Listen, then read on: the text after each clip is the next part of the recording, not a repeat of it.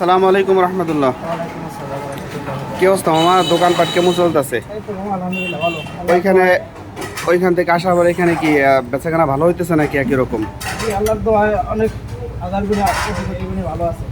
মাশাআল্লাহ, আলহামদুলিল্লাহ। খাবারের মানও খুব ভালো, খাবারও খুব সুস্বাদু হয়। এ দোকানের মোটামুটি যারাই খায় সবাই প্রশংসা করে, আলহামদুলিল্লাহ। এজন্য আমি সমস্ত ভাইদেরকে আমি বলবো যে এইখানে এসে যেন সবাই সকালের নাস্তা এবং দুপুরের নাস্তা। দুপুরে কি কি পাক হয় দুপুরে?